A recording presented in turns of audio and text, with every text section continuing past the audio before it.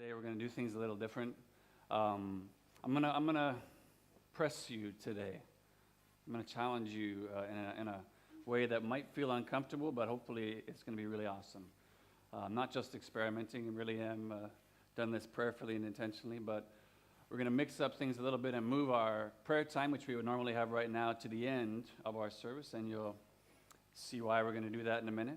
So I'm going to ask you at this time if you want to turn right to our passage that we're going to be looking at. It's from 2 Samuel. We've flipped into the 2 Samuel now. Finished the first, into the second. It's on page 214 if you're using this Brown Pew Bible. And when you found that, would you stand together with me and I'll read this passage for us.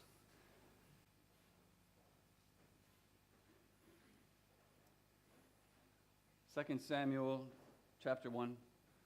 Beginning at verse 1. It says this: After the death of Saul, David returned from defeating the Amalekites. Just a quick note, that's separating the events. It's showing that they're not related. Remember, Saul was off fighting the Philistines. David had been chasing after the Amalekites that burned his city and took everyone captive. He's returned now to Ziklag from chasing after them.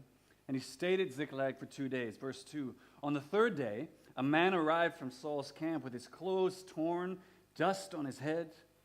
When he came to David, he fell to the ground to pay him honor. Where have you come from? David asked him. And he answered, I have escaped from the Israelite camp.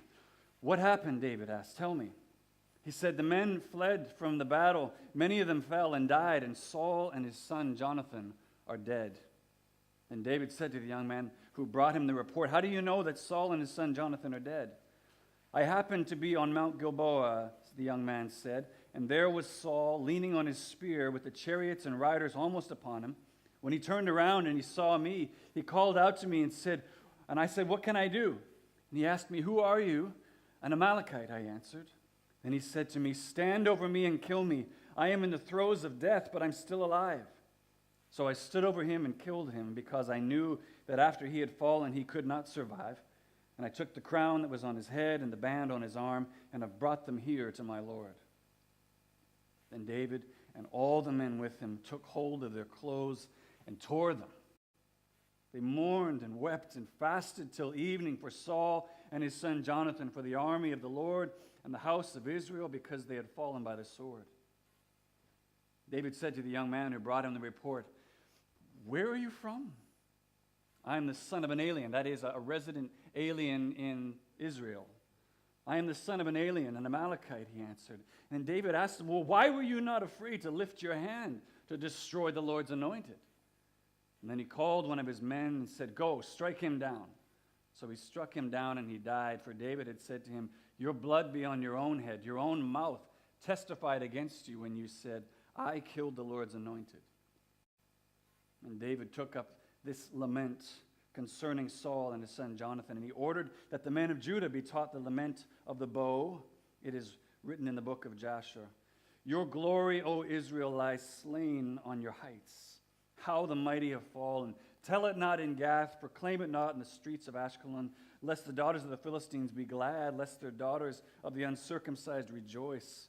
O mountains of Gilboa, may you have neither dew nor rain, nor fields that yield offerings of grain, for there the shield of the mighty was defiled, the shield of Saul no longer rubbed with oil. From the blood of the slain, from the flesh of the mighty, the bow of Jonathan did not turn back. The sword of Saul did not return unsatisfied. Saul and Jonathan, in life they were loved and gracious, and in death they were not parted. They were swifter than eagles, they were stronger than lions. O daughters of Israel, weep for Saul, who clothed you in scarlet and finery, who adorned your garments with ornaments of gold. How the mighty have fallen in battle. Jonathan lies slain on your heights. I grieve for you, Jonathan, my brother. You were very dear to me. Your love for me was wonderful, more lovely, more wonderful than that of women. How the mighty have fallen. The weapons of war have perished. That's God's word. You may be seated. Let me pray for us and just ask God's blessing on this time in his word. Spirit of God, we ask you once again just to be very tangibly present with us right now as we come to your word to learn from it, to understand. We need your Spirit to open up our minds to understand what you've written here. We believe you inspired men centuries ago to write these words for our good, for our benefits, for our learning and understanding of what you're like and what you've done. Help us to understand what you have for us here today. You tell us that whenever you send out your word, it doesn't return to you void. It accomplishes the purpose for which you sent it. Oh God, accomplish that purpose in each one of us today. And as I always ask now, eternal God, would you move and govern my tongue to speak your truth? Amen.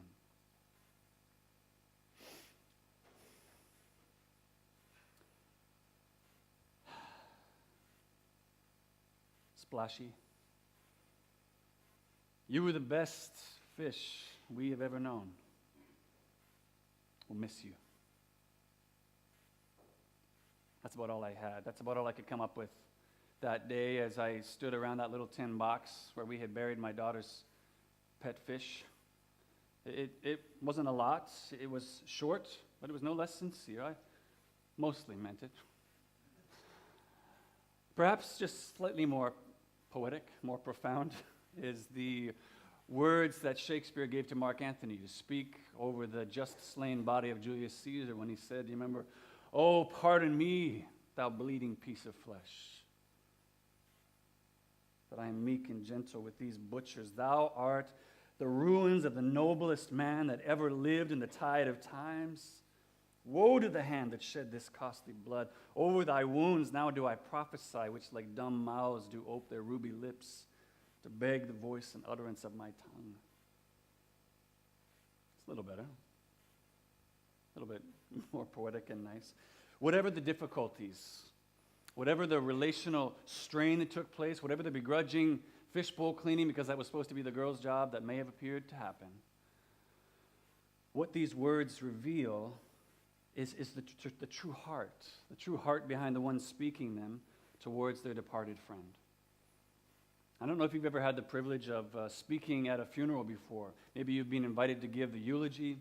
Maybe it's just something that you shared during the reception that you kind of had prepared to share about that person you knew or loved. But if you have, you'll know that one of the gifts and the challenges of that experience is that it requires you to enter into your grief, enter into that place of sadness, and then just kind of stay there. Like you have to kind of sit there for a while as you process through the life of this person that you're going to talk about and all that they've meant to you.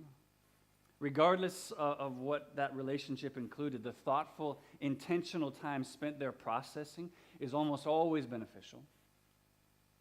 And as we continue this morning in this teaching series, After God's Own Heart, looking at the life of David as found in the Old Testament books of 1st and 2nd Samuel, what we see in our passage today is David entering into just such an intentional, thoughtful time of grief upon hearing of the death of Saul and Jonathan. Revealing David's true heart, I think here, not just towards his best friend Jonathan, that would have been unsurprising to anyone, but also to Saul, this man who's been chasing him and his men across the desert. He's included. So it's really teaching us something about the true heart of David. And I believe the result of that intentional time spent there, this lament of the bow, as he calls it, that David writes and then orders the men of Judah to learn along with him, I think it teaches us a great deal about the absolute necessity of lament in the life of the man or woman who seeks to be after God's own heart. It's the necessity of lament. And I think another thing it also teaches us is it provides us here with kind of like a contrasting story where you see two different sides. On the one hand, you see the pretense of grief, which is really just intended for someone to accomplish their selfish motives, contrasted with grief rightly observed.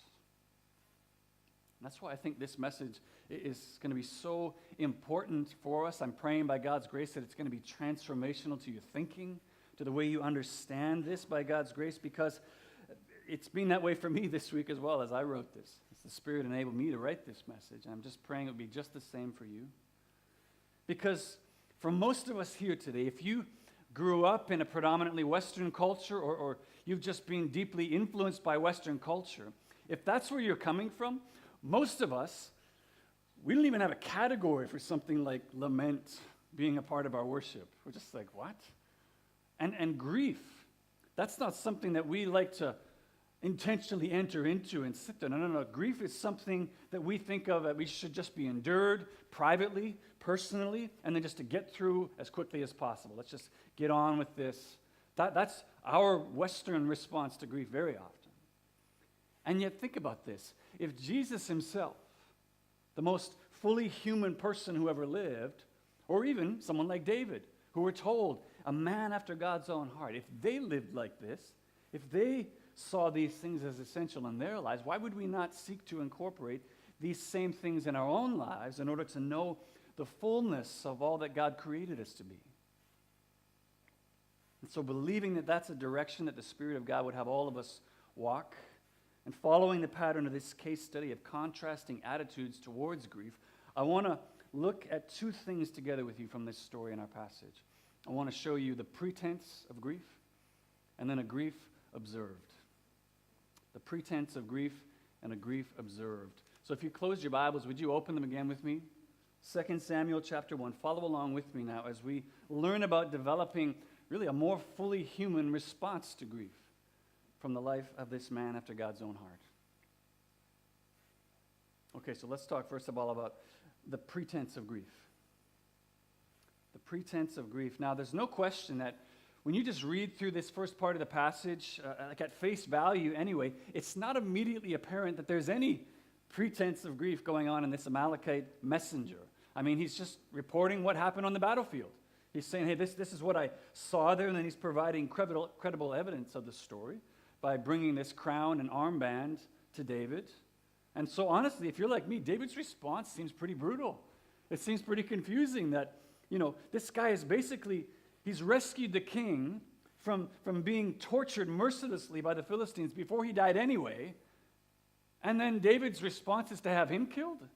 It just seems like, well, I don't understand. Why? That doesn't seem right. It doesn't seem just. Well, there's a few key elements to consider, which I think are going to help us understand better what's going on here. The first, probably most notable key, is that while everything that we read from this Amalekite messenger's report from our passage, although it just seems straightforward, legit, normal, a fairly significant problem arises when you read the last chapter of 1 Samuel, chapter 31. That has, the narrator there gives us a very different account of Saul's death, actually, how it actually happened. Namely, that when the battle was almost lost and Saul is mortally wounded by an arrow, he asks his armor bearer to finish him off before the Philistines overtake them. Not some wandering Amalekite soldier. His armor bearer, he asks him to do it. His armor bearer will not. He won't do it. And so Saul ends up falling on his sword, taking his own life. So, you see the problem here? There's quite a discrepancy between the stories here. And yet, even having said that, it's important to note that at this point anyways, this is only a problem for us who know about 1 Samuel 31. This is not a problem for David and his men, because this is all they know. All they know is what the Amalekites told him. And so as far as they're concerned, this is what happened. I mean, they can't go check the cameras and be like, oh, you weren't there. This is what they have. Which leads to the second important key in understanding why David would respond this way. As stated by pastor and author Eugene Peterson in his commentary, he writes this: there is no hint in the storytelling that David suspects the Amalekite is lying. The story, as told, as far as we can tell, convinces David. So far, so good. Now, I love this. What the Amalekite has not counted on is that David is a theologian. I love that. And because David is a theologian, that instantly creates two life-threatening problems for this Amalekite as he seeks to kind of twist and spin recent history to his own favor. The first problem being, we already discussed this, we spent an entire message looking at David's understanding of what that title meant, the Lord's anointed, for Saul as the king. It was a very important term for him. For David, he understood Saul to be God's sovereign anointed choice to be king presently. Whatever you thought about how he was ruling, he is God's sovereign choice. And so for David, this was an anointing that he so respected, so revered, that although Saul has been hunting him all across the desert without cause, and David himself has also been anointed now to be Israel's next king, at least 2 times. We looked at one in chapter 24. There's also one in 26 where David has a clear path to take Saul's life. Nobody there. He can just take him right now, clear shortcut to the throne, and he won't do it. He will not lift his hand against the Lord's anointed, nor will he allow his men to do it. And so, this is precisely why you see in verse 13 then of our passage, after they've had this day of mourning and weeping, David comes to this Amalekite messenger and he asks him, he kind of follows up and he says, right, where are you from again? Because you see, the problem for David isn't ultimately that this man is an Amalekite. It's the fact that he's the son of a resident alien in Israel, which means he should have known better. He would have known all Israelite laws and customs related to what the Lord's anointed meant. And so, that's why David can then ask this guy without prejudice, without presumption, verse 14, well, then why were you not afraid to lift your hand to destroy the Lord's anointed? You're saying you're a resident alien in Israel and you didn't know this? How were you not afraid to do this? And so now, actually, it doesn't even matter anymore if the Amalekites' words are true or not. As David says in verse 16, your own mouth has testified against you, because the guy's just admitted to treason, a capital offense, striking down Israel's anointed king with full knowledge of what he was doing. So that's the first problem for this Amalekite messenger, that David being a theologian. The second problem is that as a theologian, David understands his relationship to Saul covenantally, which is just to say that for David, he sees Saul to be a fellow Israelite, a fellow member of God's covenant people Israel, albeit one that he's in conflict with. He even refers to Saul in different places as his father, and Saul calls David his son. There's this very clear understanding of Israelite identity. And the reason that creates a problem for the Amalekite is because he's clearly misunderstood David's heart towards Saul. He doesn't understand how David views Saul. He looks at David and sees a man of war who's just chomping at the bit to get Saul out of the way so that he can be the next king. That's what he thinks. And so, as every commentator I read who commented on this part of the passage agreed, what clearly happened is that this Amalekite soldier, he's on the battlefield, he just happened to come across Saul's body before the Philistines did. And seeing what he believed to be an opportunity to gain political favor with the future king of Israel, he concocted this plausible yet unverifiable story, always the best way to go, plausible yet unverifiable story about doing away with David's arch enemy. He's like, I took care of your problem for you, David. And then here presents the evidence of the fact that he's truly done what he said.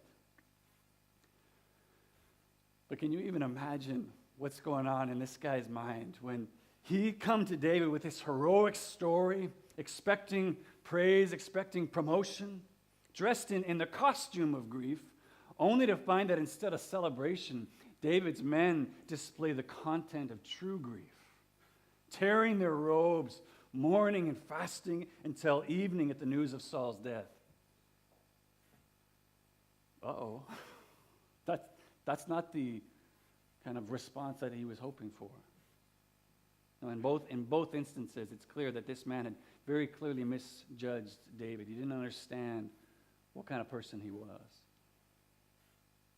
But all I want to do as it relates to our attitude towards grief today is just to examine this Amalekite's pretense of grief for a moment. Just want to look at it. You see it described there in verse 2 as he comes to David with clothes torn and dust on his head. Clothes all ripped and torn, dust covering his head. We see somebody like this today, we'd think maybe he just came from an epic beach volleyball game down at Spanish Banks. But in Israelite culture, an Israelite understanding, to tear your clothes like this, to take dust and just pour it over your head, this was outward signs that everyone understood of grief, mourning. This is how you showed externally what was happening inside. And yet as you read on, you see that this man he's anything but grieving, actually. At best, he's using what grief he might have in order to just use it as an instrument of manipulation. And at worst, he feels no grief at all, actually. And he's simply just wearing the costume of grief as he steps, figuratively speaking, on the Lord's anointed king in order to try and reach a higher position under the new king. It's pretty sad, actually. And yet, although it's good and right to condemn this this man's deplorable opportunism. I think at the same time, what we need to do is also answer the question in response to that, but why? Like, why would he do that? Why would this Amalekite respond to an event that's clearly worthy of true grief with nothing more than the pretense of it? What's going on there? Or maybe a more pressing question to ask would be, why do we still respond like this and 1,000 other disordered ways to grief today? Why do we do that? I think there's all kinds of different reasons of what we could come up with of why we do that, but I think for me, one of the most helpful, one of the most compelling reasons for that is that somewhere along the way, we simply lost our understanding of what grief is for. We don't know what grief is for anymore. And of course, whenever you lose sight of what something is for, you inevitably discard it or use it wrongly. If you need a more concrete example of that, you don't need to look any farther than our culture's current attitudes towards sex. When you lose sight of what something is for, you either discard it or use it very wrongly. And so sadly, what we see in our passage here about this Amalekite taking something like grief and then just using it as a tool of manipulation, that's just one example of many of the ways that you see grief being used wrongly or discarded today. That's just one example. So for instance, most of you would probably agree today, we don't like looking at grief. Grief is uncomfortable to witness when we see somebody truly grieving deeply. It's uncomfortable for us to look at, mostly because I think it just challenges our kind of filtered Instagram world that we like to see on our screens. This is a little bit too real for us. We're just kind of like, oh, so maybe we see it on the news. We can watch it for a bit, but then we're just like, I got to change the channel. It's too much. Or another way we do this is if it's somebody in your life, somebody in your place in front of you, when we witness grief from them, sometimes without even knowing it, we end up applying like a relational or a social pressure on them to either just, would you hide that away, please? Or would you just get over that quickly? I need you to just move on from that. Oh, you're still suffering with that? Oh. Like we apply this pressure on people who are grieving to just, don't put that in front of me. But then on the other hand, of course, grief is also incredibly uncomfortable to experience, isn't it? When you're the one grieving. But of course, when we're grieving, because we know how uncomfortable grief is to witness, in order to avoid that social stigma or the feeling of just being exposed and so vulnerable to people, we'll just shove down our grief. We'll push it away, we'll numb it, we'll ignore it, we'll do whatever we can just to appear more stable and kind of put together in front of people so we don't make them uncomfortable. And then in private, we'll just work as hard as we can just to quickly put that away, just get rid of grief as quickly as possible. Just need to move on from it, even if you've done anything but move on from it. These are just a few examples of the way that we still do this today. But the point is, wherever you see these misuses of grief in yourself, in others, our goal should never be to say, well, what we need to do is just become more comfortable with discomfort. No, that's not what the point is. Our goal should be to understand and rediscover the purpose behind discomfort, that discomfort we feel in grief, which is just to say, our goal should be to regain our understanding of what grief is for. That should be our response when we see these misuses of grief. Okay, so what is it for? What is grief for?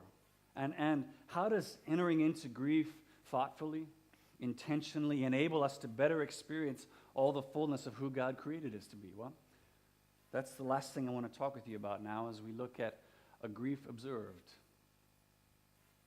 A grief observed. Now, those of you who are fans of C.S. Lewis, the guy that wrote all the Chronicles of Narnia series, you might recognize this point heading as the title of a book that Lewis wrote in 1961 following the death of his wife. A Grief Observed was the name of the book, and really what it was a catalog of sorts following Lewis's journal entries as he progressively sought to understand and wrestle with his grief at the death of his wife, as well as the theological implications of it. Interestingly, describing the writing of that book itself, Lewis called it a defense against total collapse. A safety valve, he called it. later noting that what he came to recognize through the process of writing was that bereavement is a universal and integral part of our experience of love. I think that's true. And as you look at the remaining verses of our passage here, beginning at verse 17, what you see is very much the same thing. David thoughtfully, intentionally releasing the safety valve on his heart as he reflects on the death of Saul and Jonathan. And the word that he uses to describe this release being laments.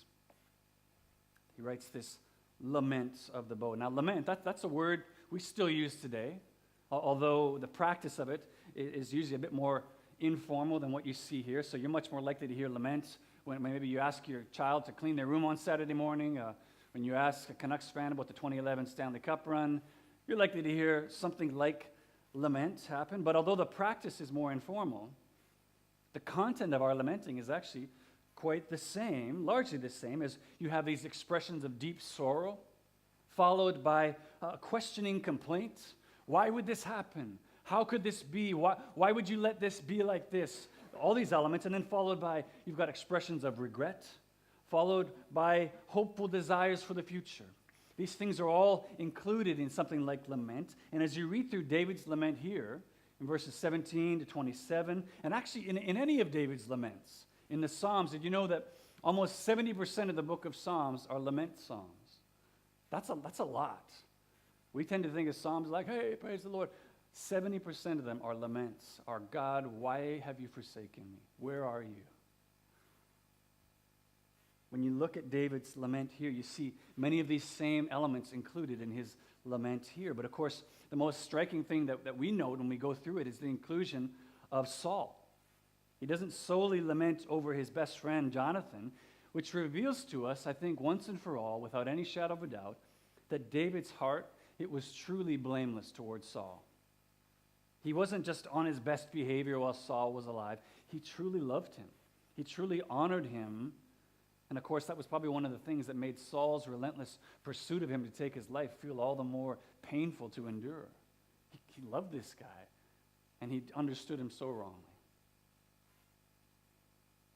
Laments, says author Renee James, they challenge us to locate our pain, the pain of others, the pain of the world, and then make it all the subject of our prayers. I like that. And given our present cultural attitudes towards grief, that's no small challenge, is it? Because for us, the call to lament, it's the call to enter into the very place that we're so desperate to avoid, or just to get over as quickly as possible. Now, a lament is inviting us to enter into that place, and not just enter in, but stay there. Stay there and sit there long enough to observe it, to really investigate it and look at it. That word observe, I don't know if it stood out to you, but you notice that Lewis calls his book a grief observed. Not a grief kind of looked at, a grief seen, a grief experienced, a grief observed. That word, of course, much more than just simply seeing, carries with it the expectation of intentionality, of investigation. I'm investigating this thing in order to learn, in order to gain greater knowledge about it. Which is actually, if you read his book, that's what he does. He grows in his understanding of what is grief for? Why has God allowed me to go through this? When I was training for a career in the fire department, one of the things that we learned about was a process called venting.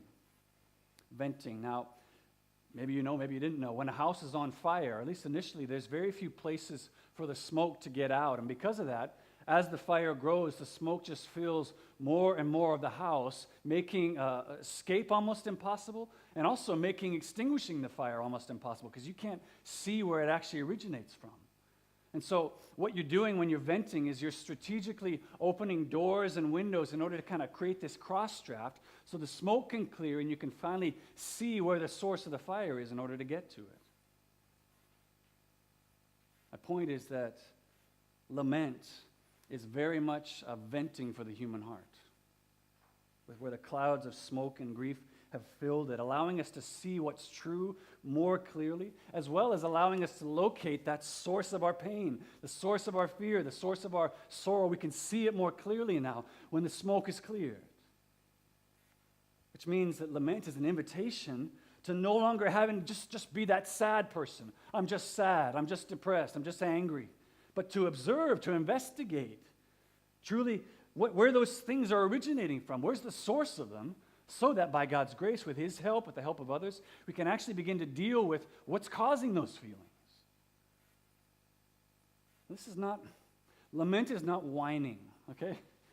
It's not just complaint for complaint's sake, sitting around talking about how, oh, what a moron this person is. Like, that kind of complaint is just, that's lifeless. It doesn't serve anybody. No, lament, as Renee James says, it's a collection of our griefs, a collection of the griefs of others, and then gathering those things through observation and making them the subject of our prayers.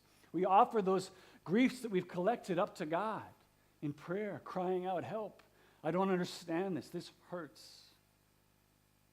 And as you see in verse 17 and 18 of our passage, look there. It's a collection of griefs that's to be lifted up to God both privately as well as corporately. It's not just something to be done on your own, because you see, David commands that not only does he write this lament for himself to read, but he commands that everyone else, all the people of Judah, are to learn this lament as well and sing it with him. Which is undoubtedly, I think, one of the things that led Eugene Peterson to write, lament is a social act as well as a personal act. Adding, lament is a gospel act. And yet, think about this. For all its benefits, for all of its benefits for life and godliness, lament is a spiritual discipline that's practiced almost nowhere today. Not in our families, not in our churches, not in our worship songs. You see it almost nowhere. Why? Why is that? Well, I think because we begun with a lost understanding of grief's purpose. That's where we started. We don't understand what grief is for, and so as a result, we've simply abandoned the practice of lament along with it. Why would we do that? Well, because as long as you remain unwilling to courageously observe your grief, unwilling to enter into that place of hurt, and that it is scary, as long as we remain unwilling to do that, you know you can't have access to the healing, venting power of lament. The two things go together, observing grief and being able to clear the smoke in order to vent out the suffering along with it. And because of that, very, very sadly, actually, some of you here today, I know, are walking around, you are covered with the dust and ashes of grief. Your heart and mind are filled with the smoke of it. And yet nobody knows. We see you come in here, we've got no idea that that's happening. Why? Because you've been so well trained by our culture to just put it away.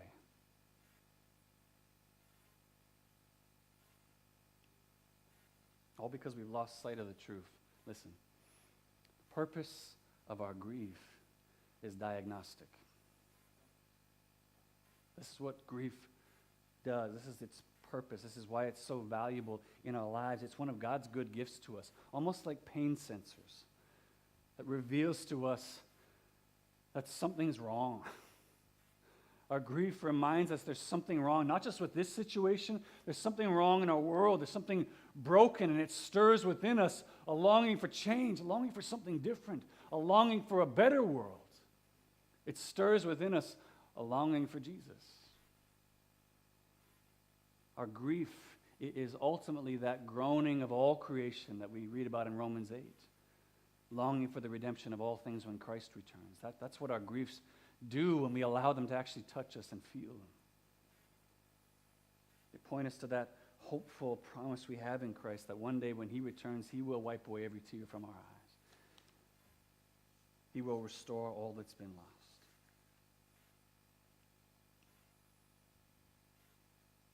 And one of the most profound, incomprehensibly beautiful things about Christianity is that the very same Christ, whose return one day will wipe these tears away, will bring a final end to our grief and our sorrow and our sadness, that same Christ also took on human flesh 2,000 years ago and experienced those same things firsthand Himself. As the prophet Isaiah wrote, Isaiah 53, He was despised and rejected, a man of sorrows, acquainted with grief. We esteemed him stricken, smitten by God, and afflicted, but he was pierced for our transgressions. He was crushed for our iniquities. The chastisement that brought us peace was upon him. And by his wounds we are healed. As Hebrews 7 tells us, Hebrews 5. In the days of his flesh, Jesus offered up prayers and supplications with loud cries and tears to him who was able to save him from death. Jesus lamented, referring at least both to Jesus' cries and prayers in Gethsemane as well as his cry of desolation on the cross, quoting one of David's own laments in Psalm 22, my God, why have you forsaken me?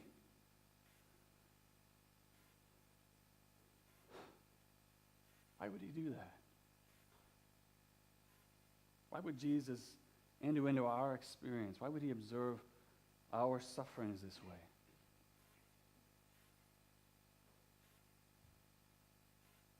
He did it, as Hebrews 4 tells us, so that along with being a perfect high priest, offering us the promise of hope and restoration for all who are weary and laden under our griefs, he might also be a merciful priest who's able to sympathize with our weakness. He's felt that he's carried our griefs. He's carried our sorrows. You know, as Lewis rightly noted, bereavement and suffering and loss, they truly are a universal, integral part of our experience of love. They really are.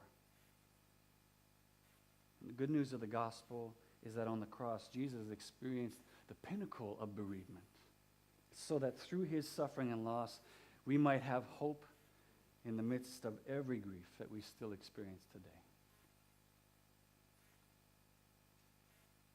Amen. I'm going to ask those of you that are helping me serve communion if you'd come forward at this time.